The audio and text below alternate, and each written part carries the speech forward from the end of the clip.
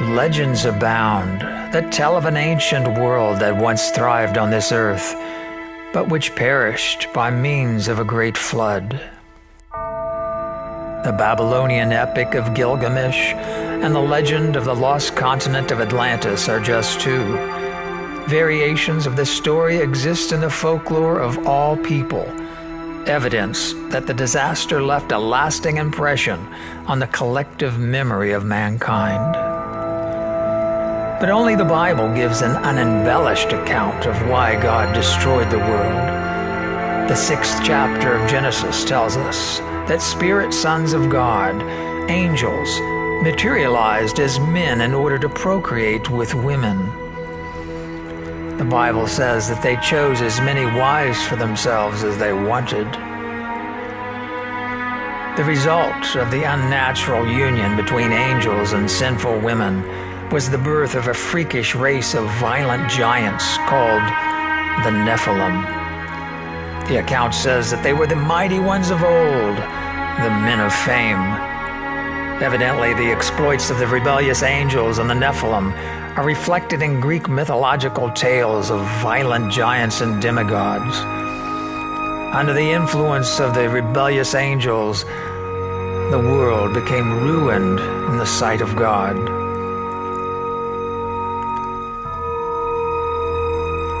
In spite of the prevailing violence and immorality, Jesus referred to the fact that persons living in the pre-flood world were eating, drinking, and marrying, and took no note.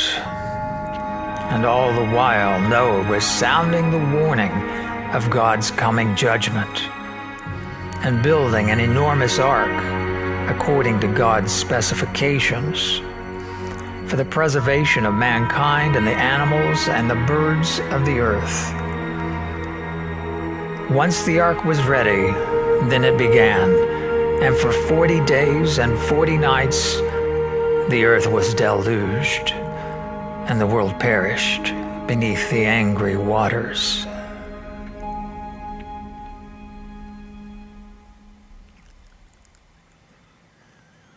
But God caused the mountains to ascend, and the seabeds to deepen, and the waters gradually receded, and the world was given a fresh start. But just as the flood has left an indelible impression on the collective memory of mankind, so too the earth still bears the scars of that great catastrophe. The Grand Canyon is an example of the scope of the flood. The rim of the canyon is 10 miles across and 1 mile deep. When viewed from the top, the mighty Colorado River appears as a tiny trickle at the bottom of the canyon. Obviously, no river on Earth is 10 miles wide. The raging waters that once sliced through the sediment had to have been oceanic in scale. But where could all the water have come from? The Bible explains. When the symbolic 6 days of creation began, the earth already existed as a formless waste covered with a shoreless sea. On the second creative day, God commanded that there should occur a division of the waters into an earthly ocean and a heavenly ocean, with an atmospheric expanse in between. The Hebrew word translated as deluge literally means heavenly ocean. We should not suppose, though, that this great mass of water was in the form of a cloud vapor, or that it could be duplicated by the natural cycle of evaporation and condensation. The heavenly ocean existed as a unique creation of God, perhaps suspended high up in the lower regions of outer space. We hear a lot these days about the so-called greenhouse effect because of the buildup of certain atmospheric gases. Scientists know that the Earth once had a uniform, semi-tropical climate. And no doubt the heavenly ocean that once surrounded the Earth produced a pronounced greenhouse effect, creating the environment for the Earth to be covered in a dense blanket of vegetation and for the animals to thrive. But when the deluge collapsed, shattering the insulating greenhouse ceiling, parts of the earth were plunged into a deep freeze, creating an instantaneous ice age. Great masses of the floodwaters became locked in ice, lowering the sea level and creating land bridges between continents. The existence of land bridges solves the mysterious migrations of animals and peoples thousands of years ago. The flood buried massive amounts of animal carcasses and vegetation, which has long since decayed to form fossil fuels such as coal, oil, and natural gas. The fossilized imprints of millions of plants and animals also testify to the great cataclysm, since fossils are produced only when plants and animals are buried before they can decay or are devoured. The petrified trees in the Arizona desert are evidence that a forest was buried under tons of earth before the trees could even rot, only to be later exposed to the light of day by erosion. But Earth's story of the flood is not just written down in stone. Siberia has yielded tons of ivory tusks and a few nearly perfectly preserved flash-frozen carcasses of the woolly mammoth. It is reported that some of the beasts still had grass in their mouths when they were apparently suddenly swept away and entombed in icy muck up until modern times.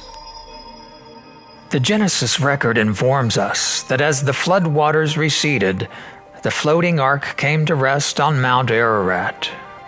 Mount Ararat is located in eastern Turkey, close to Iran.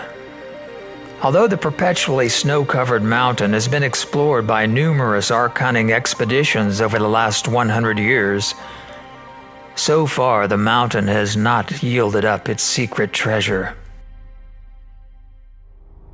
But what happened to the rebellious angels? Did they drown in the flood along with their wives and sons? No. The once faithful sons of God dematerialized back into the spirit realm, and they are now known as the demons. Under their king, Satan the devil, the demons are the actual unseen rulers of this world. Their insidious influence is reflected in popular culture that glorifies superheroes and promotes magic and violence and sexual promiscuity of all kinds. As a result of their misleading influence, the world is self-absorbed in the everyday cares and attractions of the world, eating and drinking and marrying, just as in the days of Noah.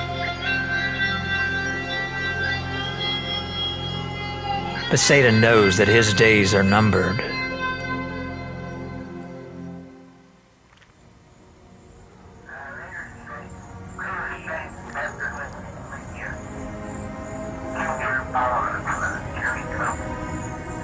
Just as the watery deluge was suspended in heaven over the earth, the Christian apostle Peter informs us that the heavens and the earth that are now are stored up for fire, reserved until the day of God and the destruction of ungodly men.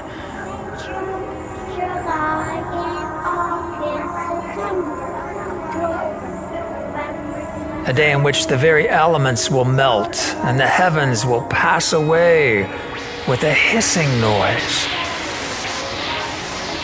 And the wicked world and ungodly men and their demonic masters will be no more, just as in the days of Noah.